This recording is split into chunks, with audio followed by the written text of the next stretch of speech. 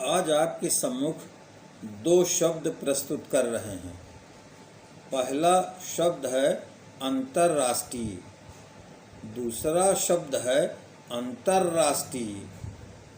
आपको दोनों सुनने में एक जैसे ही लग रहे हैं, या आपको लग रहे हैं कि एक सही है या एक गलत है, जबकि दोनों शब्द सही हैं। दोनों का अर्थ अलग अलग है।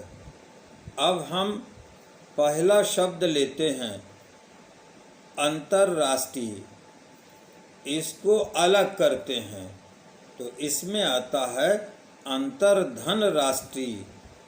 शब्दों का मेल है। अंतर माने दूरी, दो देशों की दूरी, दो स्थानों की दूरी।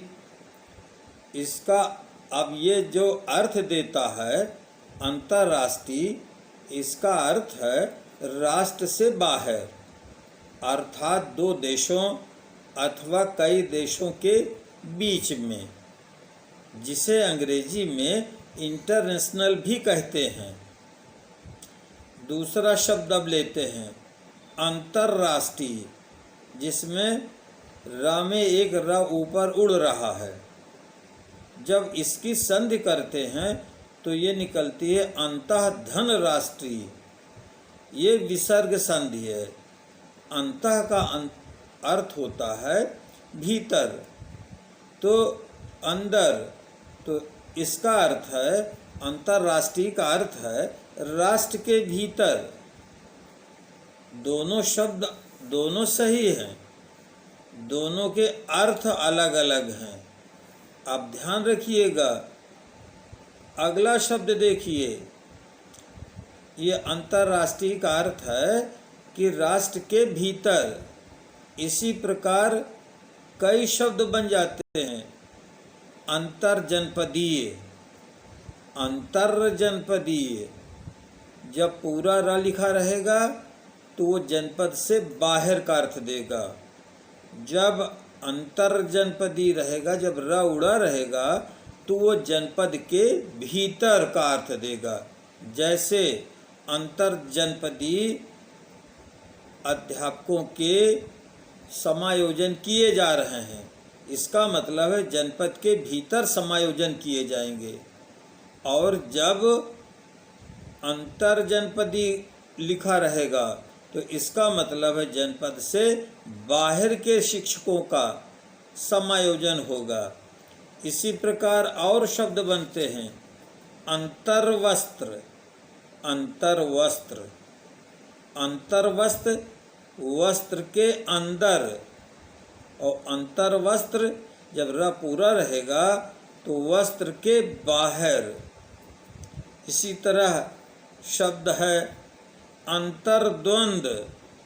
अंतर्द्वंद, लोग कह देते हैं हमारे मन में अंतर्द्वंद चल रहा है, अर्थात मन के भीतर ऊहापोह है, किंग कर्तव्य विमूढ़ है, क्या करें क्या न करें, ये स्थिति हमारे मन में है।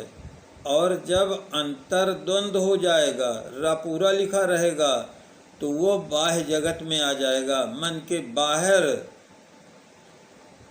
अंतर्द्वंद चल रहा है। इसी तरह से शब्द बनते हैं अंतरतम।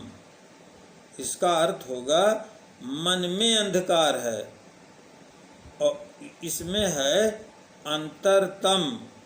अंतरतम का मतलब है कि बाह्य जगत में हमें अंधकार प्रतीत होता है। तो अतः अब आप यह स्पष्ट कर लीजिए कि अगर पूरा रा लिखा है, रा उड़ा नहीं है, तो इसका मतलब होगा वो बाहर का अर्थ देगा। और जिसमें एक रा ऊपर उड़ेगा तो वह अर्थ देगा अंदर, भीतर का अर्थ देगा। तो इस तरह से और अनेक शब्द बन सकते हैं, लेकिन इनकी जो संधि होगी या शब्दों का मेल होगा वो उसी तरह होगा।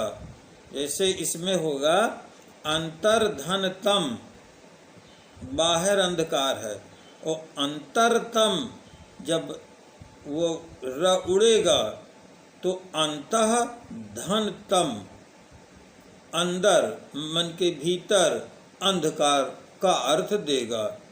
तो धन्यवाद, आप इस पर अब स्पष्ट हो जाइए और भविष्य में जब भी आपको इस तरह का लिखा मिले तो आप तुरंत समझ लीजिए कि इसका अर्थ क्या है। यदि आपको यह भाषा ज्ञान